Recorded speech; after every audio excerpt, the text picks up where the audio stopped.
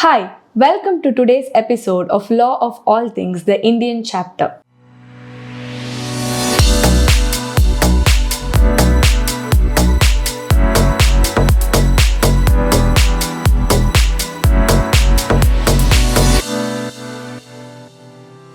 Today, let's look at the laws surrounding the food industry. The food processing industry, which is the largest industry in India, is widely recognized as the sunrise industry. The legislation that dealt with food safety was the Prevention of Food Adulteration Act 1954. The act, which was brought in place of the Prevention of Food Adulteration Act, is the Food Safety and Standards Act of 2006. All food products which are sold in India that are pre-packaged are to follow the Food Safety and Standards Packaging and Labeling Regulations of 2011 issued by the Food Safety and Standards Authority of India under the Ministry of Health and Family Welfare. Now, let's move on to the key regulations under the FSSA, which is the Food Safety and Standards Act. The FSSA provides for separate statutory and regulatory requirements for the packaging and labeling of products. The general requirements for packaging and labeling are as follows. 1. The particulars of the declaration required under these regulations are to be specified clearly on the label in English or Hindi. Number 2.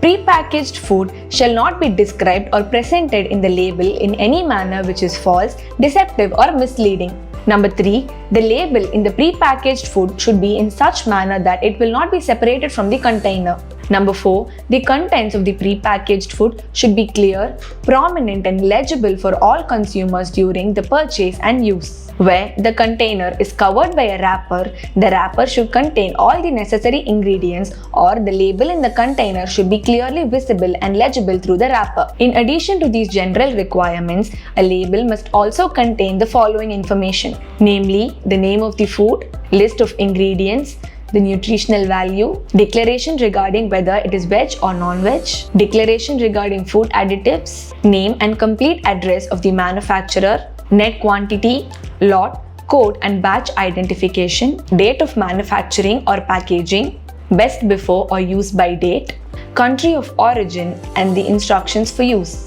Now let's move on to the signage and the customer notice. Though FSSA does not clearly state the statutory requirements or the regulatory requirements for signage and customer notice, it does have provisions regarding advertisement of products by the business houses. Section 3(1)(b) of the FSSA defines the term advertisement.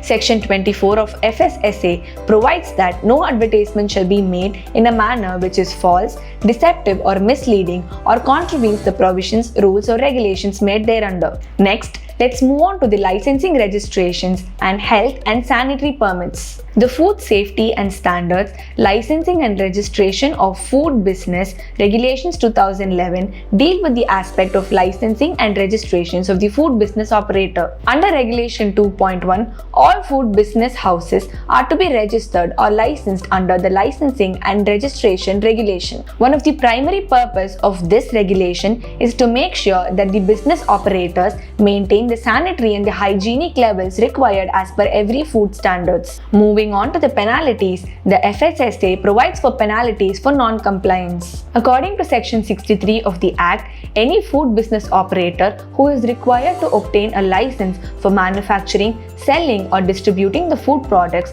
does so without having the license, then they may be punishable for a period of imprisonment which may extend up to 6 months or a fine which may extend up to Rs 5 lakh. Now let's move on to the trademark aspects of the food industry. Food products can fall under various classes of trademark depending upon the nature of the product. Class 30 applies to finished food products or products which do not require a service. Products that are created using plants also fall under this category. Some products which fall under this category are bread, coffee or tea, rice, cereal, etc.